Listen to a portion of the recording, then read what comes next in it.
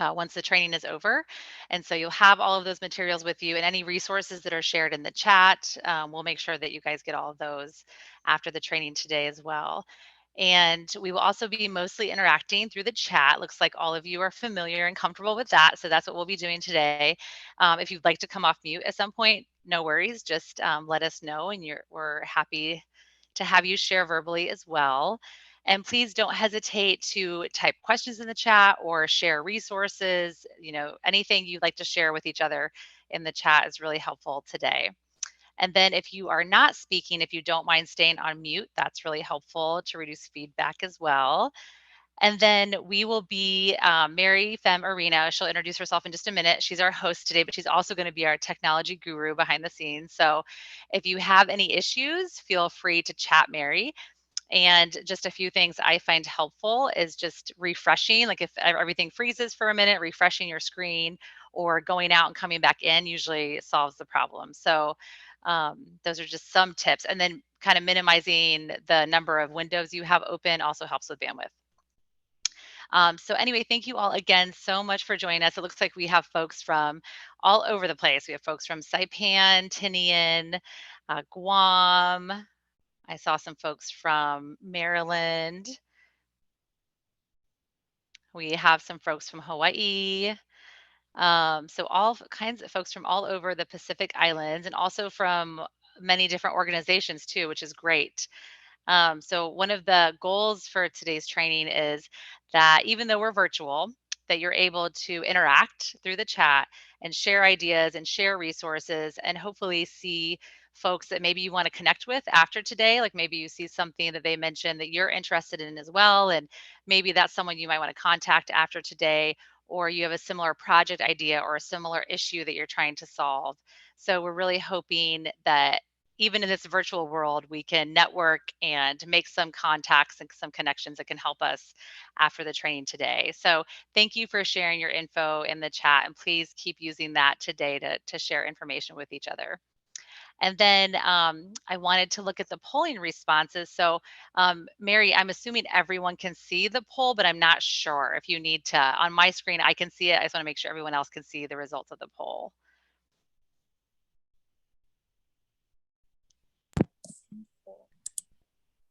So oh, perfect. Oh, can someone let me know in the chat if they can see the poll question, the poll responses before I dive into those? Yes, you can see it. Perfect. Thank you, Rob. So I love this question about why you're interested in green infrastructure. I love to see the responses for this. So I see 48% of folks are interested in lessening hazard impacts using green infrastructure. And then we have a lot of folks kind of equally wanting to conserve habitat, improve community character, provide some of those social benefits, economic benefits, and then a few other folks caring about the environmental benefits. And probably most of you care about all of these things. And so I love to see these responses because I think it shows how adaptable green infrastructure can be and how many benefits it really can provide to your community. So it's really important. It can not only lessen hazard impacts, but it provides all these other resources that are important. So pretty cool that these strategies can do that. So I love to kind of see what people are interested in when it comes to these approaches. So thank you for sharing that. And Mary, you can go ahead and close the poll.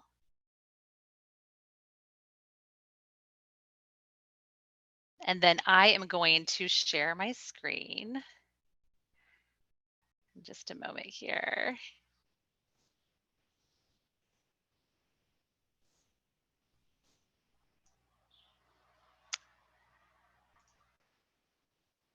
All right, so hopefully you all are seeing my presentation. Yes, and seeing some nods. Good. So again, thank you all so much and welcome to Nature-Based Solutions for Coastal Hazards. So we're going to do some quick introductions. My name is Lauren Long, and I'm a coastal conservation specialist on contract with NOAA's Office for Coastal Management, and I'm located in our Honolulu, Hawaii office. And I work on our natural infrastructure topic area. I've been doing that for about 15 years. And so a few things that I do in that topic area is I develop and deliver trainings like this one that we're doing virtually. also in-person trainings when we're able to do that, and then also develop learning products to help communities implement natural infrastructure strategies to help reduce hazard impacts. So I'm excited to be with all of you, and I'm going to let my colleague and co-trainer, Melis Okter, introduce herself. Thank you, Lauren. Hi, I'm Melis. I am also on contract with NOAA's Office for Coastal Management, and I am based in Oakland, California. Similar to Lauren, I work on our nature-based solutions team, and I do this training alongside her, and I help with some product development. And I also work with our National Estuarine Research Reserves, specifically with the 3 in California. Great, thank you, Melis. And I will also turn it over to Mary Femarina, who is with the CNMI Division of Coastal Resources Management. She is our gracious host today and helped coordinate this event, so we're really thankful for her. But she's going to introduce herself and just say a few words. So take it away, Mary. Thank you. Thank you so much, Lauren and Melis, for bringing this workshop to us in the CNMI and the Marianas region, and with our gracious partners. Thank you so much for taking the time to coordinate this and share your expertise, and also to our wonderful guest speakers that we'll have today for sharing your projects, as well as your any additional resources that will help us move forward with bring forth nature-based solutions and green infrastructure. I also really want to thank all you guys attendees for taking the time to join us and participate. I really hope that this workshop will help us moving forward and trying to address our coastal hazards, such as shoreline erosion, which is really important, like, deep part of my position as a DCRM planner, and flooding and other coastal hazards that we will have, especially with climate change. So yeah, I really liked the online module, and I hope that all of you have taken it. It's really to the point.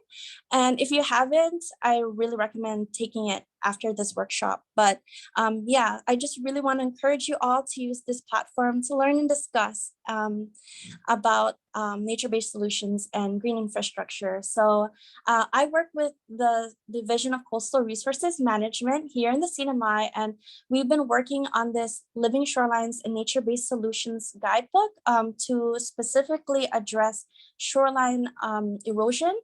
And I would love to have stakeholder feedback on this guidance moving forward. So if you're interested, please contact us at planning@dcrm.gov.mp. And I look forward to hearing the wonderful conversations, as well as the great presentations that are coming forward. Thank you so much for joining us today. I'll take it to you, Lauren. Thank you. Thank you so much, Mary. And I'm really excited to see this guidance document. I think it will be really helpful for folks. So I'm glad you shared that with everyone today. And so our goal today together for the next couple of hours is to explore how green infrastructure or nature-based solutions can help reduce the impacts of coastal hazards, and really think about the challenges to implementation that a lot of you mentioned in registration, and ways that we can overcome those challenges. And you'll notice that we might throw around a lot of different terms today. So you might hear us say green infrastructure or nature-based solutions or natural infrastructure. You may have heard those terms, or you probably noticed that in the part 1 module that you did as well. So we do use a lot of different terms, but the main thing I want to point out is not to get hung up on terminology, and to really just use the terms that resonate with your stakeholders. So a lot of times I'll say green infrastructure because I work with a lot of local planners and that's what resonates with them. So I use that term. Sometimes I work with our federal agency partners and they like to use the terms natural infrastructure. So then we use that term. So again, just thinking about your audience and who you're talking to. And a lot of times you don't have to use any of those terms. You can just say what you're working on, like you're trying to reduce flooding impacts in a park area or residential neighborhoods. You don't necessarily have to use those terms, but just wanted to point it out in case you hear Melis and I using those differently or using those terms throughout the training. And then this is our agenda for today. So in just a moment, we're going to talk about the online module that Mary mentioned that hopefully a lot of you did. It was around the basics, and it was an online module that walked you through thinking about your coastal hazards of concern, your ecosystem services that can reduce those impacts, and your green infrastructure practices that can help provide those services. So we'll hear from all of you in just a moment about kind of what you came up with through that part 1 module. And again, if you didn't have time to take it, no worries. It's available online and you can share it with your colleagues or take it at any time. So hope that you're able to use it. And then after we do that part 1 piece, Melis is going to talk briefly about some keys to success that we've heard from experts over the years working on green infrastructure. And then we're going to ask you to be listening for those keys to success as you hear from our 2 local experts who are going to be speaking for us today and sharing their local on the ground project work. So we're really excited to have Kelsey McClellan with the Pacific Coastal Research and Planning, and then having Roth Venu from Roth Ecological, and they're going to be sharing projects, shoreline protection projects, and then also stormwater management and watershed projects that they're working on in CNMI and in Hawaii. So we're so excited to have them. And then after they present some of their project work, we're going to explore some of those challenges that you all provided in the registration through a panel discussion. So we'll be talking to Lauren and Kelsey and trying to get their advice on some of those challenges that you all mentioned in the registration, and talking again about those keys to success, which are very related. Then we're going to end and kind of wrap up with resources and future learning opportunities to help you take some next steps in the work that you're doing. So again, thank you so much for your time today. So let's go ahead and jump into part 1. So hopefully this looks familiar to you. And just as a quick reminder, when we define green infrastructure, we're talking about our existing natural areas as well as engineered solutions that bring in nature to help mimic natural processes. And then in part 1, you learned about an approach that we walk you through. And this is an approach we use when we think about coastal hazards and mitigating coastal hazards using green infrastructure. So we walked you through the approach of mitigating your hazard impacts and thinking about those hazard impacts, using ecosystem services to help mitigate the impacts by implementing green infrastructure that will provide those services. So we walked you through this approach in part 1. So it's just a little refresher. And then when you were in part 1, you probably saw along the top, there were some different examples when you were going through that approach. This is the example on stormwater runoff that was from the module. So you see the top photo of an area that's been flooded consistently, and they were looking to help reduce that stormwater runoff. And so to mitigate that coastal hazard, you decided to use water infiltration as the focus of their ecosystem service and what they were trying to really gain from their green infrastructure practice. And then installing bioretention was how they aimed to get that water infiltration. So you can see on the bottom photo where they installed the bioretention to help reduce flooding impacts. So we walk through this approach because we think it's really critical to be thinking about your coastal hazard and really understanding what that hazard impact is, and then really thinking about your ecosystem service or your benefit from nature. What are you trying to get from nature that's going to help reduce that impact? And then moving to the green infrastructure piece. So of course, water infiltration, we can get that from a lot of different practices. So it really depends on your location and what makes sense where you're installing that practice. So it could be the bioretention isn't a great solution if you're a private property owner and you don't have a lot of space. Maybe you just need a little bit of water infiltration. So you're really going to be thinking more about rain gardens. Or maybe you are in a city or very urban environment that has a lot of buildings and you might think about green roofs.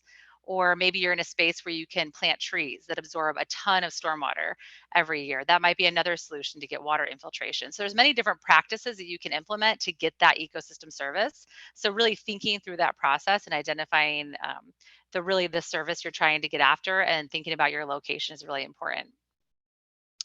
And what we really like to get across in part 1, again, are those benefits from nature or those ecosystem services. A lot of folks skip over that piece and they think about the coastal hazard and then they jump immediately to the green infrastructure practice. And we really want to encourage thinking about that service that you're trying to get from nature. So if you're thinking about coastal hazards, you're probably thinking about flood storage or erosion control and things of that nature as your ecosystem service. So really thinking about those services so that you're making sure your green infrastructure practice is going to give you the most of that service and give you the maximum benefits that you're looking for is going to be really critical.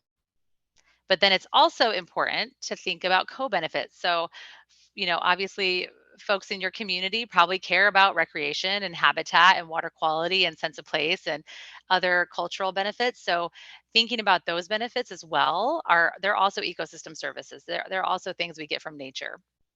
So that's going to be really important as well. So kind of our key takeaway here is it's important to know all of your ecosystem services, whether they're coastal hazard related or they're community benefits that you care about. Knowing all of those up front before you design your green infrastructure practice is going to make it more successful. So that you're not only reducing your flooding impacts or your hazard impacts, but you're giving your community all of these other critical things that they care about. And then just a quick refresher again from part one, there are a variety of practices that you can implement to help achieve your goals and provide those ecosystem services. And they can be implemented at the landscape or watershed scale. They can be implemented throughout a community. They can also be implemented at a site. And these practices might include land conservation, watershed and stream restoration, living or hybrid shorelines, coral reef restoration, low impact development strategies like green streets or permeable pavements or other bioretention. So there's a whole host of strategies. And then you can also be thinking about some of those cultural techniques like stormwater management practices of restoring low E and different things that maybe have already been going on in your communities for a long time and thinking about those in terms of green infrastructure and the benefits that you're trying to get from some of those cultural and historical practices as well. And then in part one, all of you had the opportunity. Uh-huh. You might want to just briefly explain what low E are. Oh, taro plants. Let me go back. So this image right here, can you see my cursor? I don't know if you can see my cursor. Oh, you can. Okay. So this image right here is low E, and it's a historical practice and a cultural practice that we implement in Hawaii to manage stormwater runoff. So it's taro plantings to help clean and store floodwaters. Thanks, Marie. Thank you for chiming in. And you guys don't hesitate to chime in. Oops. All right, so all of you were able to work through part one and think about your coastal hazards and document those hopefully in a worksheet that looks like this that you found in part one. And so we would love to now share in the chat with each other some of the things that you guys came up with. So thinking about your coastal hazards, the location where you have a concern about that hazard, the ecosystem services, and then the green infrastructure practice you identified to provide those services. So if you look at the bottom of the slide, you see an example of how we'd like for you to share that in the chat, kind of stringing it together. So kind of letting us know your coastal hazard associated with the ecosystem services, and then associated with one of your green infrastructure practice ideas and the location. So if you could kind of string those together and provide them in the chat, we can kind of see what everybody's ideas are and what the different concerns are and locations. And this can help us kind of think about if there's partners we should be working with. Maybe there's a concern and it's in the same location, and maybe there's a potential partner that's here on the training today. And I think Melis put a little instruction in the chat as well. So please feel free to start sharing what you came up with from part one.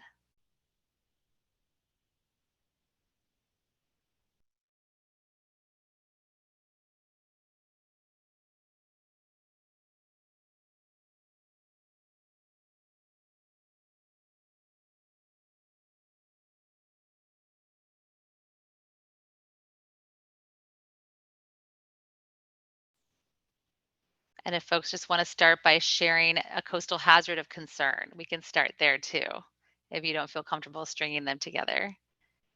All right, Noreen, thank you for sharing. So coastal flooding is a concern. Anyone else have concerns around coastal hazards that they'd like to share?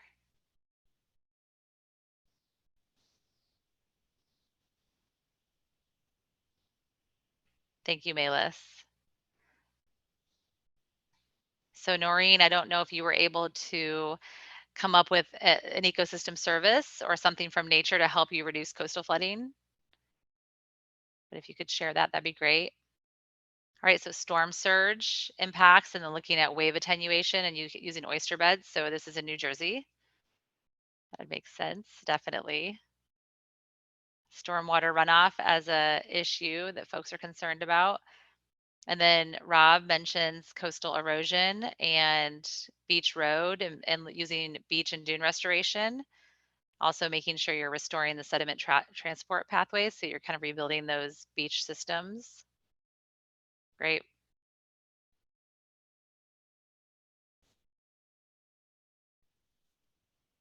And then Travis, you're thinking about stormwater runoff in the Garapan watershed. And then Audrey, coastal erosion, flooding, in some of the southern coastal villages in Guam, and looking at riverine flood control. So that's great. So it's thinking about so now your next step would be thinking about, okay, well, how do we get that riverine flood control? What kind of green infrastructure practices can we implement to help provide that service? And then coastal erosion at Hyatt and Fiesta shorelines in Saipan, and thinking about how to attenuate waves to reduce that erosion using hybrid shorelines. Great.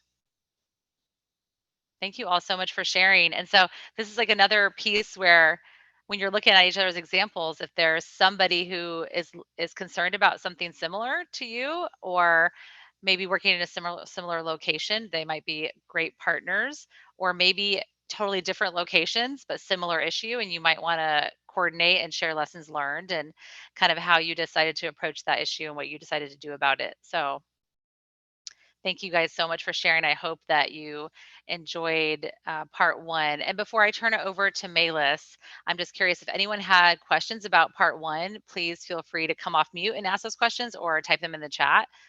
We're happy to take questions on that module as well. So I'll just be quiet for a minute, see if you have any questions. One question for me. Yes. This is Tim from Tinian, DPW Mayor's Office.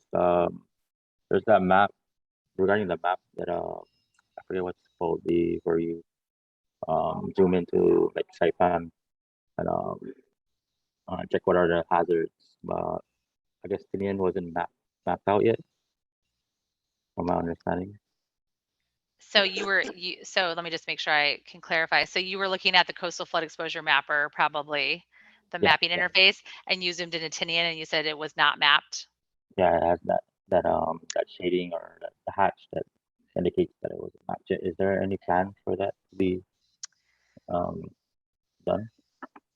So I am going to, while Melis is talking, I'll probably pull it up here and look at why it's not what the hatches are representing. But it's obviously likely that there's some kind of data layer missing, or we don't have good enough LiDAR to map Tinian. But I will look into that answer and I'll get back to you so that you know why it wasn't included. But normally when we have an area that's hatched out, it's because we don't have the LiDAR that we need to do the mapping. But Mary, it looks like do you have a response? Yes. Hey, Lauren and Tim. Oh, sorry. Wait, give me a moment. Apologies on my end. I'm going to hand this over to Robbie Green so he can answer that question and concern. Great idea. It depends Thanks, Robbie.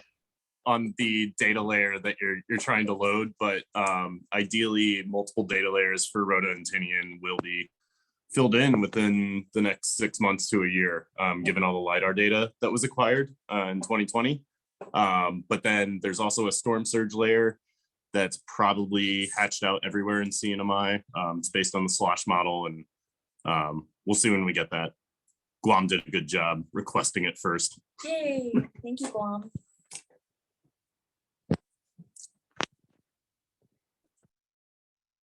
Great. Thank you so much for explaining that, Robbie.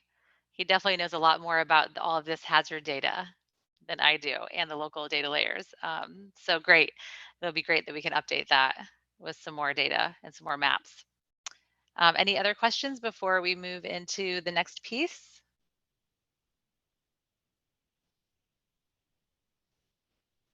All right, well, if you have any additional questions, please feel free to type them in the chat and I'll answer them as we go. But I'm going to go ahead and hand it over to Melis, and she's going to talk briefly about some keys to success.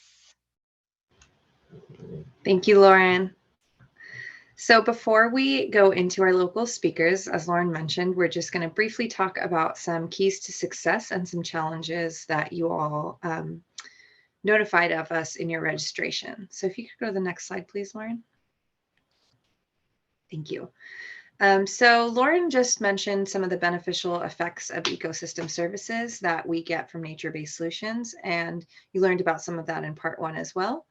And we also heard from her and in part 1 what some of those practices are in several different scales.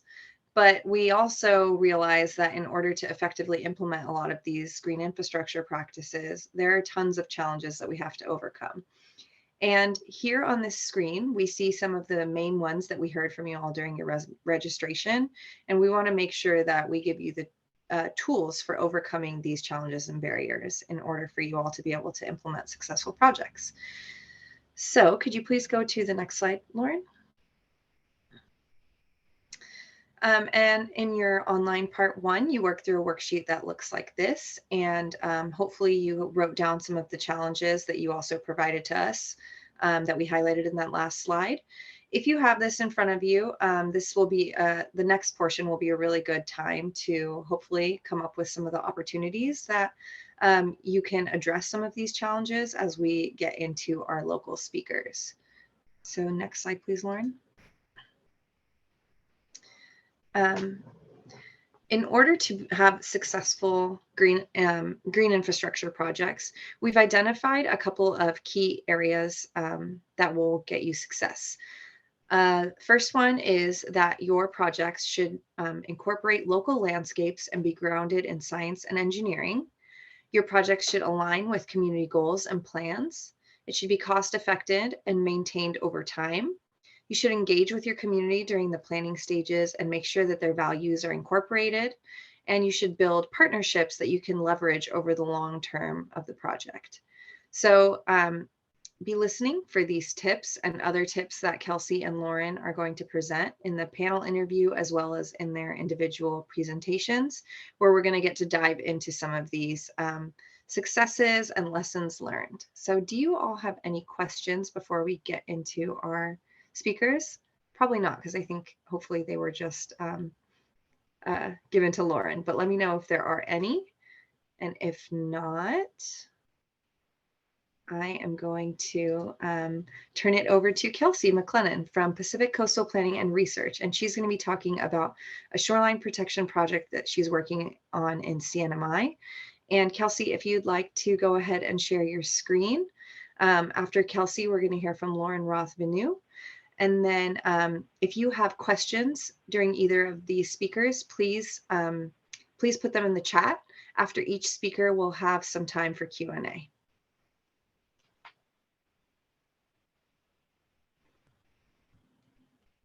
Whoop. 1 second. There we go. Oh, all right. Can everybody see my screen okay? Can you all see the PowerPoint? Excellent. I see head nods. All right. Half a day, everybody. Good morning. Thank you all so much for the opportunity to present, and thank you all so much for your time. I'm really excited to be here today and to present to you a little bit about the work that we're doing along the beach road shoreline. So to get into it, my name is Kelsey McClellan. I am an environmental planner at the Pacific Coastal Research and Planning. We are working on a project entitled Shoreline Stabilization and Enhancement Plan for the Beach Road Pathway in Saipan, CNMI. The PIs for this project, it's actually 2 co-PIs. My boss, Becky Skeel, the director of Pacific Coastal Research and Planning, and Ann Kitchell of Horsley Witten, a lot of whom you have worked. We also have the amazing Shoreline Conservation Initiative based in Hawaii, working with us on this project, helping us with some of the coastal and shoreline engineering. And Rob is actually on island right now for the project. He's finishing up his last day of quarantine. So we're really excited to get him out in the field and to check out this site area. So we have a map of our shoreline area, of our project area. Our hilarious geographer, Robbie Green, is convinced that the the Loch Ness Monster is actually a halophile, and that's why nobody's seen them in Scotland and living in the Marianas Trench. So in our project area, you'll see, or in this map of Saipan, you'll see the project extent of the Beach Road pathway. It spans from Olei, just a little bit north of the Shack parking lot. Those of you located on CNMI know where I'm talking about. And then it goes all the way just south of Fishing Base.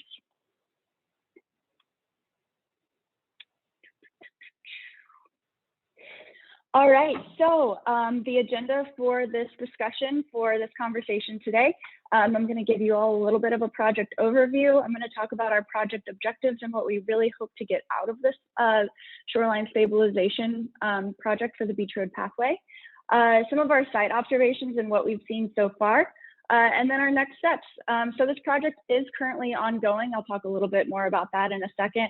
But first, I wanted to say that this project is funded through the NIFF Emergency Coastal Resilience Fund.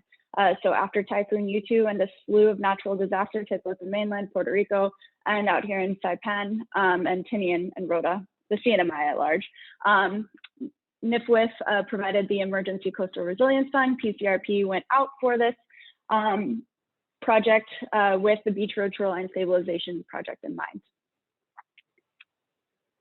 So for our overview today, we were awarded the grant in July of 2020. From January through May of 2021, we began working tirelessly with some of our project partners from the advisory committee. Those project partners I'll tell you more about later. I'll bury the lead. So during the data collection, we looked at existing conditions. We looked at concurrent activities. This is where our project partners really came in handy. They were able to tell us different projects that were ongoing within their agencies along our site area. In August, Horsley Witten began working on concept designs and Shoreline Conservation Initiative, or SCI as I may call them from now on, worked on developing some base maps based on the data that we collected in January through May of 2021.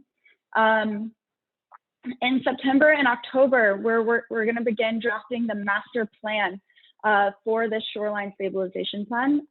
We will have a stakeholder charrette. I hope to see all of you there. You'll hear more information about that later on. We'll come up with advanced engineering designs and a final master plan with some permit ready designs. And then we are looking for patient support designs for early action projects and ID the next steps.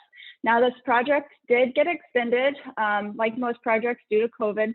So our end date is actually June of 2022. So we have a little bit more time, a little bit more wiggle room. And that just means to me more time to engage with the community and make sure that this project, that the plans that are within the master plan really have a lot of support moving forward from the community. So for those of you who are not based in the CNMI, we have this really cool graphic, again, put together by our geographer, Robbie Green. So what you're looking at is one of our site priority areas, Quartermaster Road. I'll go into why we selected those a little bit further. As you can see from this GIF, I always get it wrong. Don't yell at me. So we can see the Beach Road pathway is nestled in between Beach Road and the shoreline. There's not a lot of shoreline in between the pathway and the shoreline. The other thing I would like for you all to see, and this is just a small snippet, is all of the businesses and infrastructure that is right adjacent to the Beach Road pathway and the shoreline. The other thing I would like for you all to note is all of the beautiful seagrass beds. The Anhillis provides a lot of habitat, and there's also some mixed patch reefs in there as well. Great habitat, good shoreline stabilization. So that's a little snippet of what the Beach Road looks like if you haven't had the pleasure of coming out and visiting us here in the CNMI. So why Beach Road? Why Beach Road pathway? Beach Road is great for photo shoots. So when I first moved here, all of the tourists would park their multicolored Camaros and Mustangs and take really cool photo shoots. But it has a lot more value than just that. Beach Road is a really popular recreational resource at any given point during the day, except for maybe lunch, because maybe I'm the only one crazy enough to go out for a run during the middle of lunch. But you'll see people walking, jogging, groups of friends walking and enjoying each other's company. Bikers, although bikers just were not allowed to bike down Beach Road Pathway, so they have to use the road. And it's also really important for fishermen. It provides really great coastal access and shoreline access for all of our fishermen. So at any given point in the day, even at lunch, you'll see fishermen walking up and down throwing palazzo, using rod and reel, or even spear fishing. So one of the great assets of Beach Road Pathway is you're able to just park and you can go and walk to your fishing site. So it's really easy access for both our sustenance fishermen and our commercial fishermen as well. It's important commercially from all of those buildings that you saw. There's a lot of infrastructure along the Beach Road Pathway, a lot of small businesses, a lot of large businesses. And it's also considered critical infrastructure. It's one of two main roads that connects the North Island to the South Island, Middle Road being the other road. Beach Road Pathway is my favorite way to go home. And it's an area of concern for local and federal resource managers. Why is it an area of concern? I'm so glad you all asked. So one of the reasons why Beach Road is an area of concern is due to the shoreline, the amount of distance between the shoreline, the road, and the pathway, and its susceptibility to natural hazards. So in Saipan's Misbehaving Beaches, the BCQ DCRM report in 2014, it notes the narrowness of the shoreline buffer between the lagoon and critical infrastructure. The mean beach width on the southern stretch of the shoreline was measured to be 32 feet, while the mean beach width of the northern stretch was measured to be only 16 feet. The Saipan Climate Change Vulnerability Assessment, authored by Robbie Green and Rebecca Steele of 2014, also describes this stretch of shoreline as having medium-high vulnerability to the impacts of climate change, including sea level rise, storm surge from extreme weather events, and resulting coastal erosion. During any rain event, you'll notice ponding, but also during storm events or even really high tides, you'll notice wave overtopping. And during this assessment, more stakeholders noted that the pathway is subject to overtopping during large swells and minor storm surges. So in this diagram, what we have, this is a beautiful existing condition diagram that Horsley Witten put together. So we have the Atkins-Kroll or the micro intersection right here is traffic heading from south to north. This is a merging lane right here, and then the Beach Road Pathway will just continue north. Off to our right, we have a small buffer of vegetation or open park space. The beach road, this is the elevated Beach Road Pathway, and then we have the shoreline and the lagoon.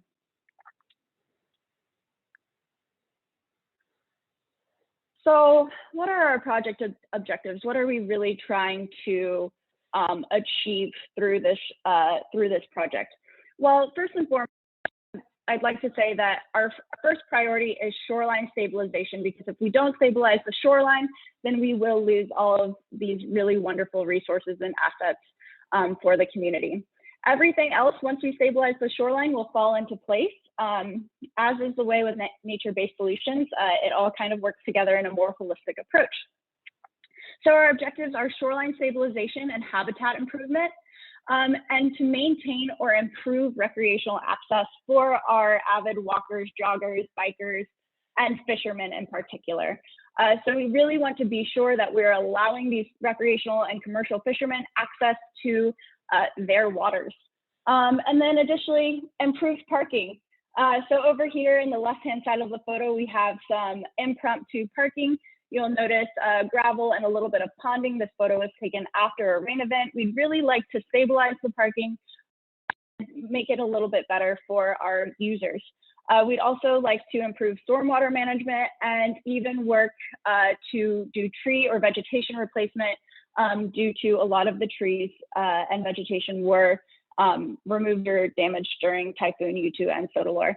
We do have a wonderful NGO, the Micronesian Nature Alliance, that's working on a lot of really great revegetation up and down the beach road. And so hopefully we'll get to partner with them later on. So you've heard me talk about both quartermaster and micro intersection, or Atkins-Kroll intersection, as you might hear me call it. And you're probably wondering how we came up with that idea. So we have a really wonderful advisory committee. The advisory committee consists of the mayor's office, the Division of Coastal Resources Management, the Department of Public Works, the Office of Planning and Development, and the Department of Lands and Natural Resources. How we came upon this group is folks who are and agencies who are actively working in this area. What we really wanted to get from the small advisory committee is input from agencies that have active and ongoing projects or are doing maintenance along this, this pathway. So we had a mapping exercise with our wonderful advisory committee. And during this mapping exercise, we had them it was just a simple sticky exercise, place Post-its where all of their active ongoing projects are occurring or any future projects. You may notice the yellow dots, those are the head stakes for the DCRM planning section shoreline monitoring project. And then the red dot is an area that was decided upon to be prioritized. That is the Atkins-Kroll or micro intersection. And then the other one was quartermaster, but it's actually covered up by this pink post-it right here. So on these pink post-its, you can't see it in this photo, but we just had the different agencies, the projects that were occurring, and even some of the advisory committee wrote the funding mechanisms for those. So our first step was to assess existing conditions. And so what we did, pardon the quality of this video, what I did was I strapped a GoPro to my hat. I tried to be like a gimbal and get the most stable imagery possible and rode my bike up and down the beach road pathway. So this was right after a rain event. And note to self, you're not supposed to ride bikes on the pathway. So I kind of broke the rules a little bit, but don't tell anybody. So where we're going over right now is the elevated pathway that I mentioned. Off to our right is the micro intersection. You'll notice people walking, jogging. Let's see if we can fast forward a little bit. This poor woman's trying to get out of my way and avoid puddles. So we're going, it's a very long stretch. The elevated pathway is a really long stretch, but as you can see off to our left, the elevated pathway is directly on top of sand, and off to our right, we're noticing some erosion and some retreat of the soil and sediment. Ironwoods are directly in the sand there. All right, and this is a continuation of that bike ride. If you saw me doing this, I probably looked a little silly, but I think that we were able to get some really good video, and we were able to share this with our off-island partners so they could get a better feel for the beach road pathway. Now this is the same video. There we go. So we have some recreational components to the beach road pathway as well, some workout equipment, and so benches, lights. There are a lot of assets with along this pathway. Okay, so our first focus area, Atkins-Kroll or micro intersection. So as you can see, this is that merge lane I was talking about. This is a really big intersection right here. You can see the elevated pathway. It's a really long stretch. And then you can also in this photo really beautifully see our stormwater drainages and some sedimentation that's occurring around. I was actually able to just look at satellite imagery and to like 95% accurately identify where our stormwater drainages were. So the existing conditions, what we see are opportunities for improvement. There's exposed concrete. Outfalls are discharging directly onto the beach. The elevated concrete pathway is deteriorating. There are broken bollards. There's narrow green space. The micro intersection or the Atkins-Kroll intersection is a gateway intersection. If you're coming from the airport, it's one of the first views of the beach that you see. There's lots of impervious cover and drainage here. And so there are a lot of opportunities for nature-based solutions. So this is the existing conditions photo that we saw. And here's an existing conditions base map that was rendered based off of the 2014 as-built survey that DPW was able to share with us. So I can't go too much into detail because I realize that I'm talking longer than I thought I would be. But if you have any interest in seeing this this as-built schematic, then we would love to see you at the design charrette, or I can talk to you more about it after this meeting. So our second focus area was Quartermaster Road. There are a lot of activities already occurring on Quartermaster Road. It's really amazing to see some of the beautification projects that are ongoing. DCRM has new trash bins. There's some mayor's office plantings and some MENA office plantings. There's already permeable parking lot here, but we're still seeing some ponding, so there's room for improvement there. But there's bollards on the bridge. There's some wider green space at the Quartermaster area. And yeah, the new trash cans are great. Good job, CRM, thank you. So there's so much cool work happening here, from the mayor's office to CRM to MENA tree replantings. So this is really kind of a hotspot to be able to bring together a bunch of different agencies. So this is the as-built for Quartermaster Road, and you can see Horsley Witten asking questions about what data are available here. And again, if you want to talk about these schematics after the meeting, we'd be happy to talk to you. So this is a sneak peek of one of the designs that we'll be talking about, one of the schematic designs that we'll be talking about during the design charrette. So here, there are a lot of different ideas, and during the design charrette, we will be breaking down some of these ideas, and we really want to hear what the community would like to see here. What ideas would work? What ideas would work for our fishermen? What ideas would work for the local businesses? We really want to be able to increase pedestrian access. There's talk about making sure that access to bus stops is available, tree plantings, bar top seating, so you can, and we talked about putting fishing poles on the bar top seating, so you can have a beer, put your fishing pole holder, put your fishing pole in the holder, and just relax and enjoy your sunset. So there's a lot of mixed methods here for adding nature-based solutions, sediment traps, stormwater tree trenches, a vegetated swale. And so if you want to learn more about these, we would love to see you at the design charrette. The invitations haven't gone out yet, but if you're interested, my email's on it in a few slides, and please reach out to me. All right, so next steps. We are going to have, I've mentioned it once and I'll mention it again, we're going to have community and larger agency stakeholder input through the design charrette process. From the input that we get from you guys, from the community, we're gonna have some master plan. We're gonna put that into the master plan and develop that. We'll have advanced engineering design from what Rob sees while he's here on Saipan, and from Horsley Witten's work. And the project will wrap up in June of 2022.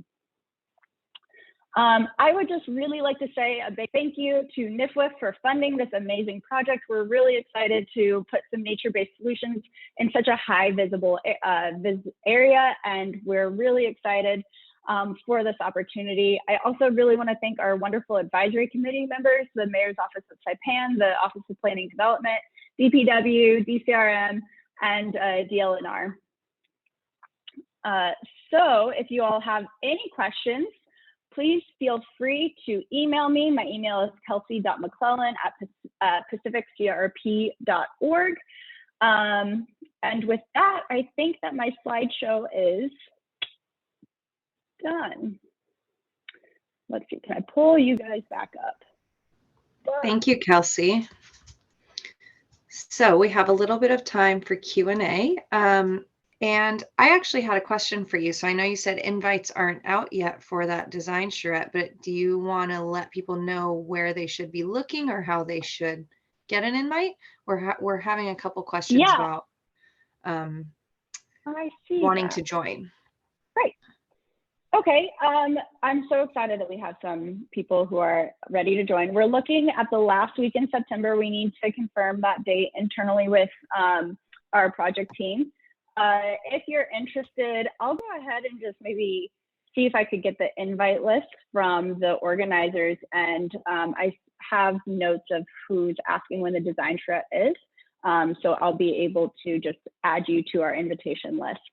So there will be two. There will be a smaller local agency design charrette that's really focused, and then we want to have a larger community opportunity where folks can come in and just draw on the maps, see what ideas we're throwing out, see what they like, see what may work, what will provide better access for everybody.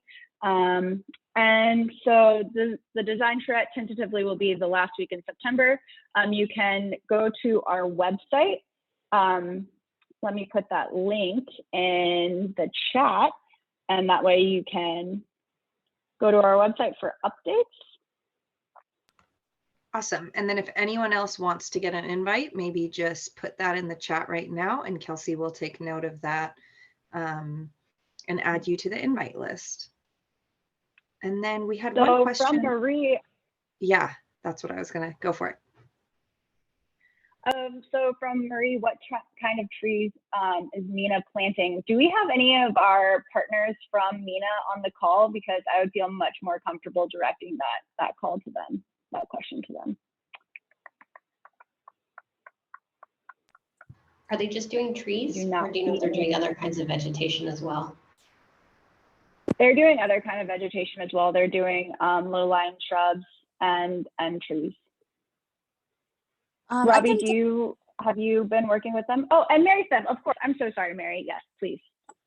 I did invite our MENA partners, but they must have been busy. And also forestry. I was hoping forestry would be on here, but from my understanding, I did see some Pacific almond trees. They're also planting some ornamentals that are gonna increase the aesthetics of the beach path, but like floral plants. And do you have any other suggestion, like what you've noticed or anything you want to add? Yeah, I can't fully answer Marie's question because I don't know all the species, but I can say that the last time I talked with MENA plantings, they are strategically placing them with consideration of future sea levels. Yes. So that's kind of cool. They have the setback built in there.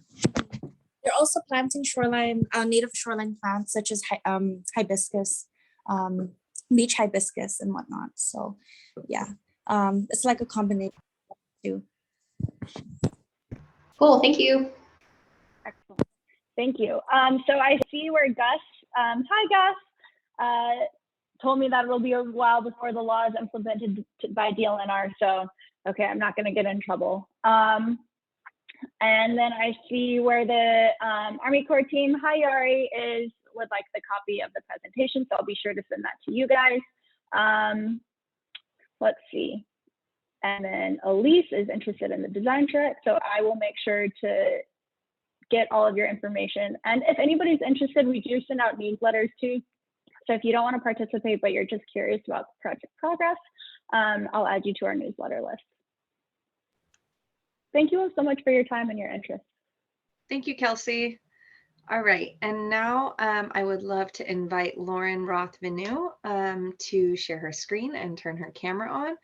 Lauren is with Roth Ecological Design International, and she's going to be talking about stormwater management projects that she has worked on in Hawaii. Aloha, half a day. Nice to be invited to talk to everyone today. Thank you so much, NOAA and Mary and everyone for inviting me to share some of the work that we're doing in Honolulu.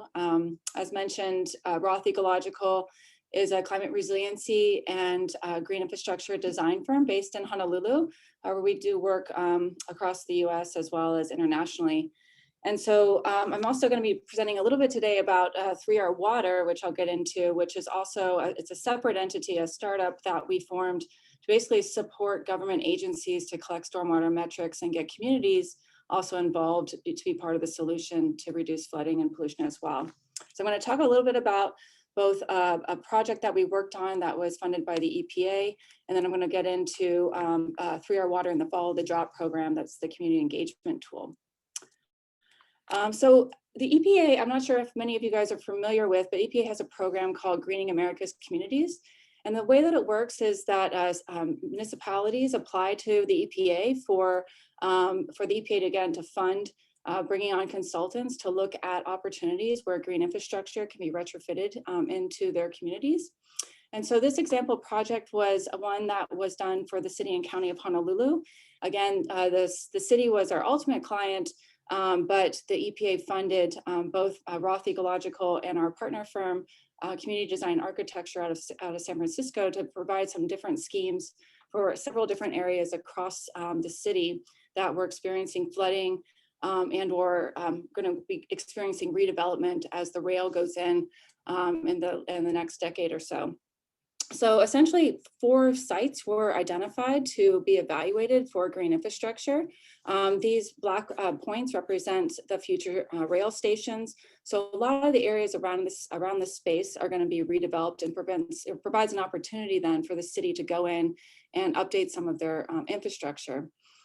So the first site here in Kali'i was more representative of these narrow alleyways that don't have any storm drains and have persistent flooding even under small rain events. Site 2 is next to this, the Kapalana Canal, which is basically a stream nearby the community college, also experiencing some initial flooding with the king tides. Site 3 representing a future development area that really is going to be replicated all up and down this side of the island.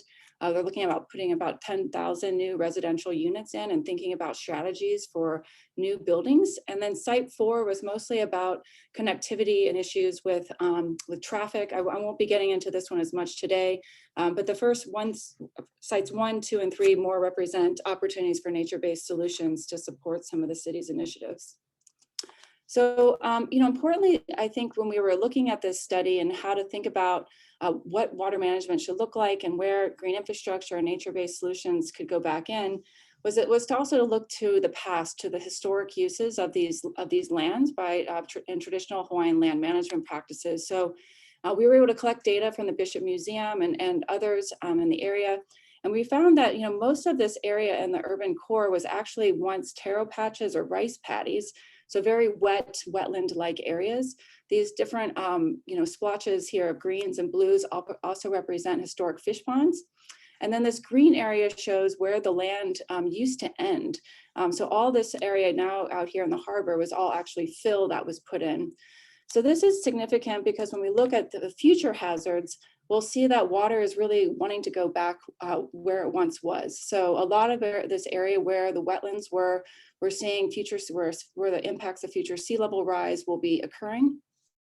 And importantly, thinking about strategies to work with as the water rises, how we might think about development strategies, both as a coastal hazard mitigation, but also in controlling existing nuisance flooding, as well as pollution into some of these waterways. So what we did is we ended up initially creating a design toolkit of different types of green infrastructure practices that could be applied at any one of these 4 sites, just to provide a simple toolkit that could be then used for future use with other contractors that might come in for further developing out these sites. So again, most of these are relating to stormwater management, and again, getting the water back into the ground. Green infrastructure, again, is mimicking the natural processes of capturing, storing, infiltrating that rainwater back on site. And so a lot of these, hopefully most of you guys are familiar with most of these types of practices. We looked at also the idea of some of the future development to think about on-site wastewater treatment and reuse, and thinking about how to put that away from the future coastal hazards, and then thinking about as an adaptation strategy of having alternative water supplies for non-potable uses, especially during times of disasters where potable water might be shut down. So I'm just going to dive into some of the specific sites. Again, Kalani Street was really representative of these narrow alleyways that are kind of mixed area of industrial use, as well as some residential properties. It does have more or less well-draining soils, but the issue is because there's not any underlying stormwater infrastructure, even just a real small rainfall can cause a pretty significant nuisance flooding. There's also, as you can see on the right, we have trucks and other types of vehicles that are transporting materials, and really does not make for a very multimodal friendly, to walk or to bike into this area. So the city was looking at both green infrastructure as a way to reduce the nuisance flooding, but also to promote safer passage for folks who are biking or walking in these areas. And so what we did is we came up with some cross sections. So essentially, when the city wants to go in and think about doing some capital improvement projects, such as repaving the roads or redoing the roads entirely, to start thinking about other strategies that could be integrated. So again, because these soils are relatively, especially in this area, relatively would allow for infiltration, thinking about sloping some of the roads to put in things like bioretention or tree wells to basically get that water again back into the ground, and then incorporate sidewalks that also have permeable pavement to allow for safe passage for the pedestrians who walk in these areas. Other ways and other examples where other alleyways might have existing storm drain networks, these you can also have permeable pavement and then connect back into existing stormwater drainage systems. Again, to also promote biking as well as other multimodal activity, looking at also things like how can you use green infrastructure to slow traffic. So these are things just like putting in vegetated bulb outs that have bioretention again, so when these trucks come, they're slowing down, having to go around some of these green infrastructure features. And again, maybe even turning these into parklets or other spaces, again, where that could create multi-benefits that also include green infrastructure, but also places where people can sit and eat or just engage with the businesses that are around there. So site 2 is a different example. This one was one of these areas that will be seeing the impacts of future sea level rise, and is already seeing flooding during the king tides. This particular site was pretty vacant. It is owned by the city. Not really, it's highly underutilized. And there's a drainage canal that essentially is draining all of the stormwater from some of the big industrial and big box stores in the area. This is where the Home Depot is and Best Buy, for those who might be familiar with Honolulu. And a lot of the stormwater just comes down through this drainage canal and then enters into the Kapalama stream. There is a pump that's already set up here in the back, and during some periods they'll pump that drainage water into the canal. So one of the thoughts here then was how to utilize the banks and other spaces around here to both connect the communities that are on the other side of the stream to this shopping area, as well as thinking about how we might be able to clean some of that water and adapt to the rising seas. So the solution here was, again, here you can again see this in a plan view. We have communities that are over here on this side of the stream that are currently not really able to access safely getting to this side of the city where some of the shopping center is.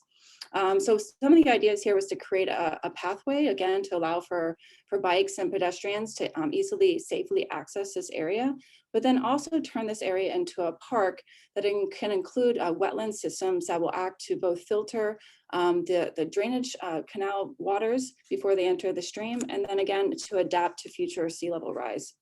So again, here in a section, you can see the existing the Kapalama drainage canal.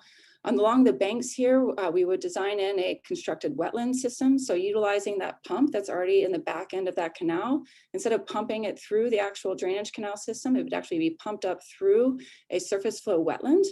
And then over time, as the sea level would rise, this wetland then would become integrated into the canal itself. And then raising again to a higher elevation, again here having a pathway, again for those, allowing for both bikers and pedestrians to access the shopping area across the stream. Here's just an artistic rendering of what this looks like today. And then again, what it might look like should they integrate in here a constructed wetland system along with this pathway. Okay, so the third site again was really representative of the new and redevelopment that the city is considering with all the transit-oriented development that'll be happening with the rail. And so again, we're looking at, potentially the development of 10,000 plus, new residential units going in. These would be high rises with commercial properties on the bottom.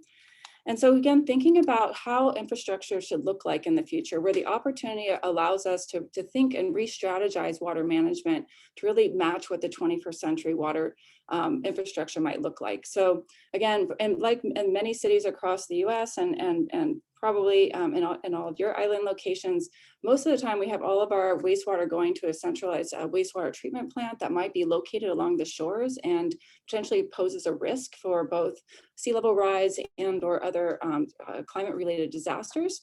And so the idea is, how can we start thinking about eco districts or districts where these buildings could then have some on-site water management, both maybe that's treating their wastewater to recycled recycled water levels, and or capturing and storing rainwater and thinking about beneficial reuse. So in this pie chart you're seeing over here, that generally speaking, most commercial buildings would accept, 95% of their water demands really are non-potable resources. Whereas, residential buildings, it's about 50% of water really could be serving for non-potable use. And so the idea, again, thinking about these types of developments is opportunity to rethink water infrastructure, to build also a more resilient infrastructure for the future. So, just taking a very conceptual level, thinking about what maybe one of these new buildings might look like. Taking some of the lessons learned from some of the other hurricanes and disasters that have happened across the states. Most of our critical infrastructure, we want to be able to raise that so that if we have storm surges or flooding, you won't be out of power or water. So again, thinking about if you are doing on-site water management, thinking about your supplies and maybe your treatment systems above those areas of where that would flood during those hazards or during those disasters. Thinking about maximizing your roof space. This can include things like green roofs that could also be growing, gardens and other vegetables for food supply. And then again, just generally raising the building elevations to be well above that future sea level rise elevation. We included a case study of an example of one of these eco districts. So this is one of these eco districts is actually part of transit-oriented development from Portland in Oregon. And this was basically a block development where they both had residential and commercial facilities that went in.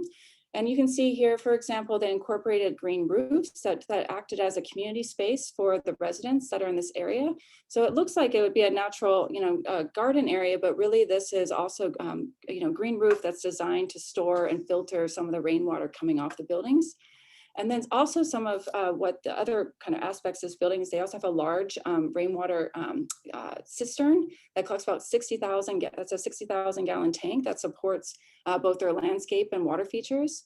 And then here's that example of a constructed wetland being used for on-site wastewater treatment. So instead of, again, thinking that it has to be something, where you have to hide it and or that it would smell, they actually have it in the center of their community park in the central area, and actually serves as a nice landscape feature where people hang out at.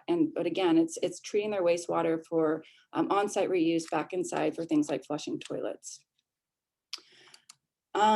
Okay, well, that was the EPA project. And now I'm gonna just finish off with talking a little bit about Follow the Drop, because Follow the Drop is a really fun and interesting tool that we recently developed, and again, now housed under a separate entity called 3R Water.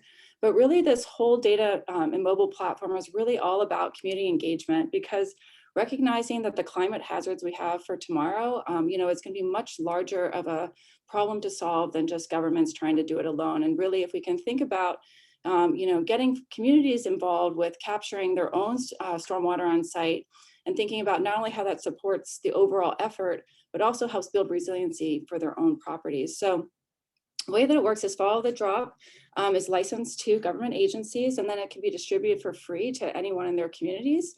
It'll identify where and how much stormwater is being generated on a property, and then provides optimum sizes and types of green infrastructure solutions that they could implement.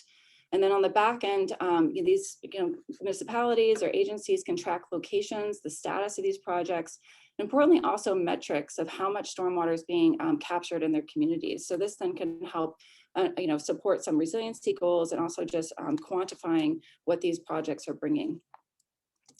So I want to acknowledge too, this was initially funded by the State of Hawaii Water Security Advisory Group, as well as a local foundation, the Hawaii Community Foundation. We had a whole host of other great partners. And with this, we really, we started off by thinking of it as an educational tool for schools. And working with fourth and fifth graders across the island, we ended up developing the app to make sure it was fun and easy to use, that 9 and 10-year-olds can navigate through these through identifying green infrastructure at their schools. And then today, now the City and County of Honolulu has adapted it as to support their green infrastructure program. They're also in the process of developing what's called a stormwater utility.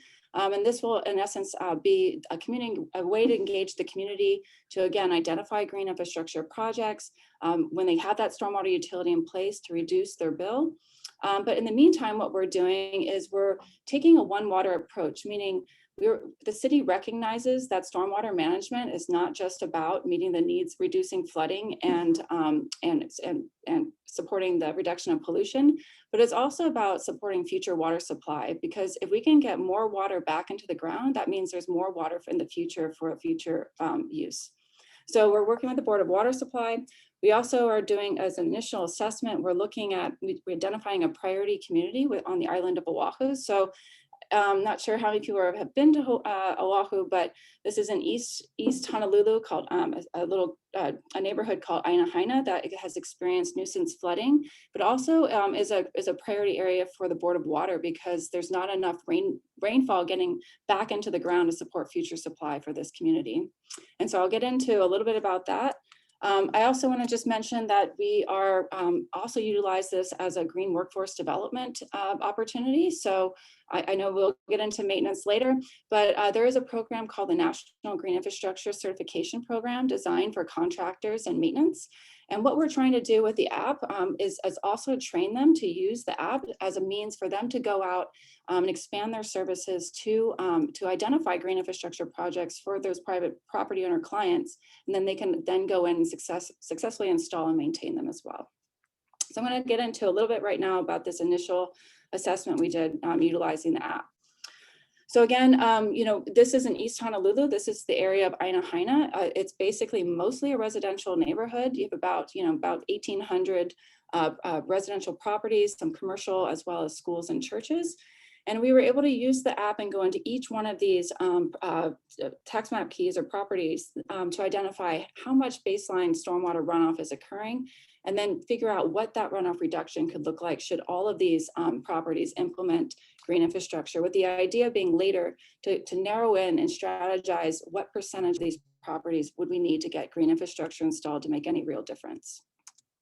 So I'm not going to go through each one of the data sets, but I'm just going to give you an example. We divided up the watershed into quadrants.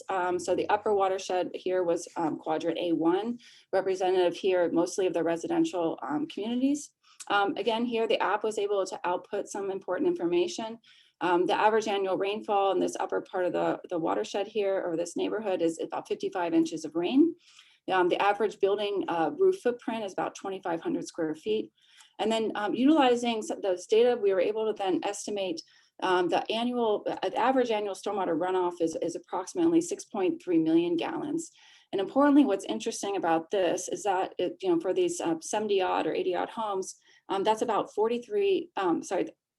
that's about 50% of the potable water supply for these homes. Sorry, that's 43 homes. But the point being is that stormwater, by capturing that stormwater, there's a pretty decent amount of supply that could be either put back into the ground or thought about as through water catchment tanks, for example, to be offset potable use.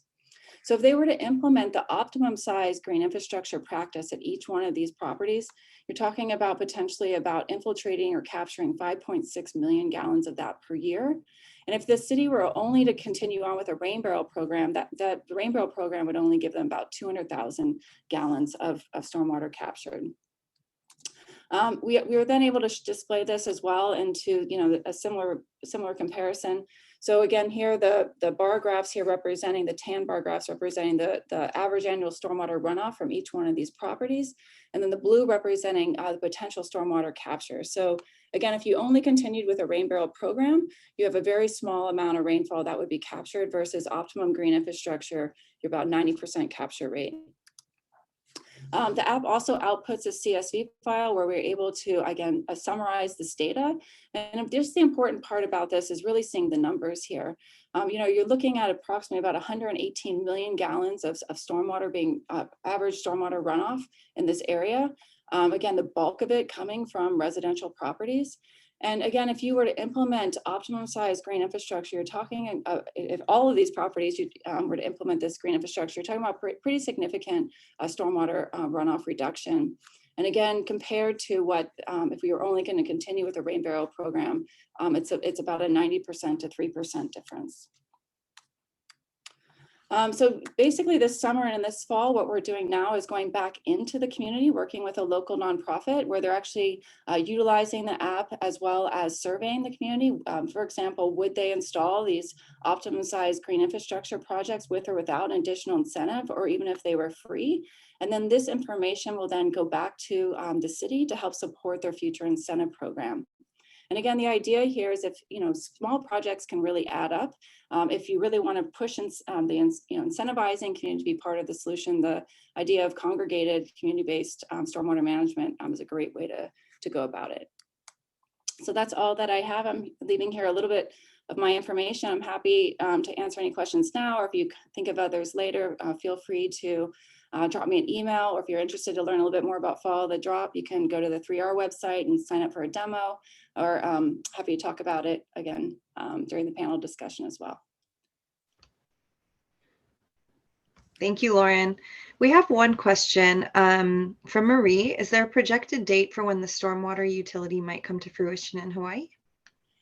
Yeah, no, it's a good question. So basically right now it got deferred because of COVID, that they didn't want to create additional economic hardship. So actually it was supposed to have begun this year. The new start date is looking at 2022, 2023. Great, thank you. Oh, I think someone maybe has a comment. Oh, sorry. Maybe I should have been more specific too. Is it for the state of Hawaii, or is it just in Oahu? So the stormwater utility is going to be the city and county of Honolulu, so just Oahu. So basically, the way that most stormwater utilities run, to my knowledge, is they're run as a municipal program. Okay, thank you. Yeah.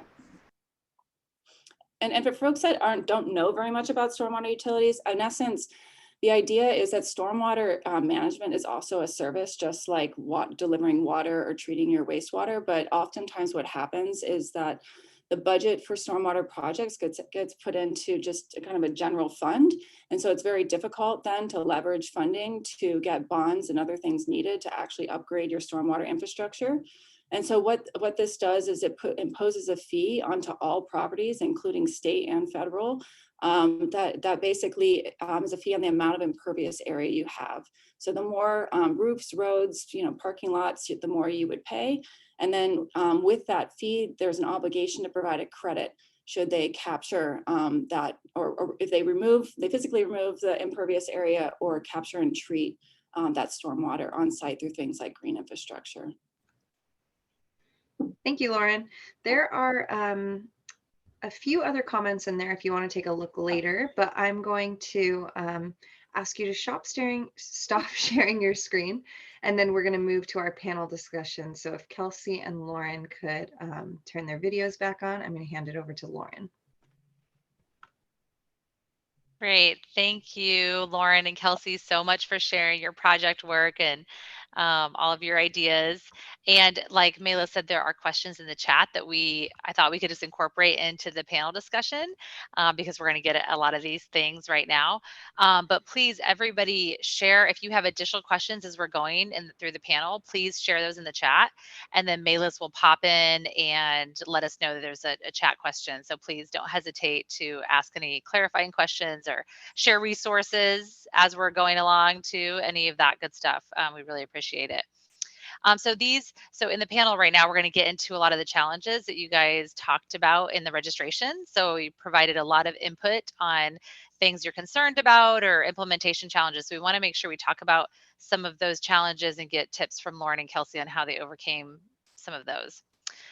So I want to start with design and of the green infrastructure practices. And so we all know, like we talked about earlier, you really need to be considering the local landscape and making sure the practices are effective and looking at research done on effectiveness and just making sure they make sense in the local area.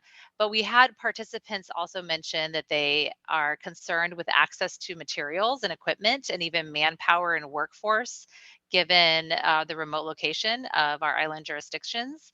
So I was wondering, and Lauren and Kelsey, you guys already touched on a lot of the local considerations that you bring into your projects.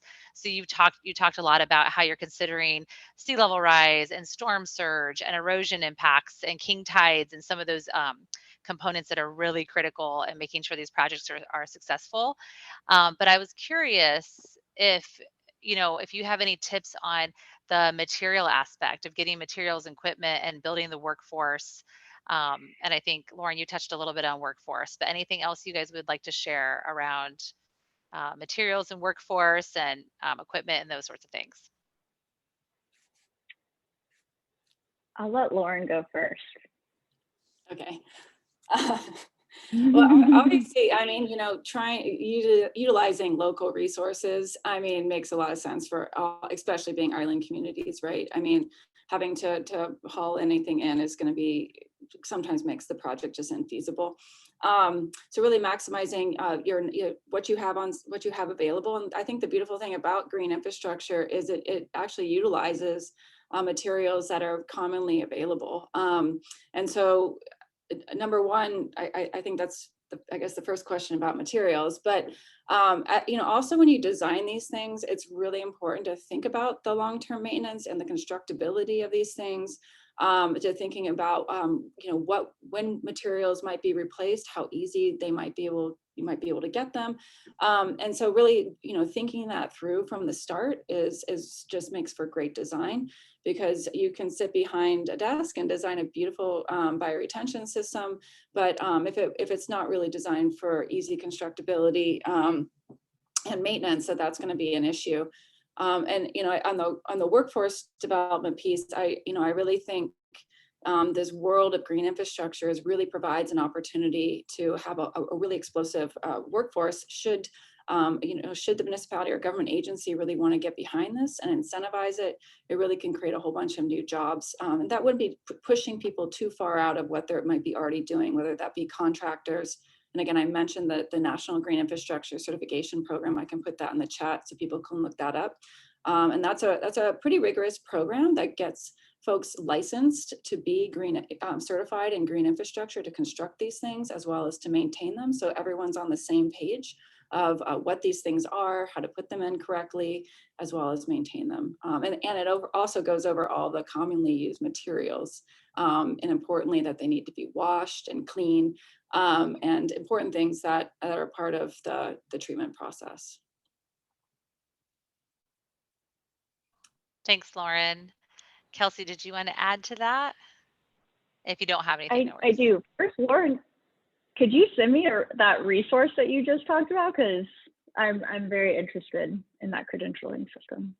Yeah, absolutely. And so, I am a certified trainer. And because it's become online now, it's going to make it really easy if folks want to hop on any future trainings. The city and county has sponsored the last 3 years of trainings, and so it's definitely something that's becoming a lot easier to do. But I'll put it in the chat for sure. Yeah, that would be amazing. Thank you so much. So we're kind of covering a broad range of our panel questions with this one question. So I guess first I would like to say that I am not a nature-based solutions expert.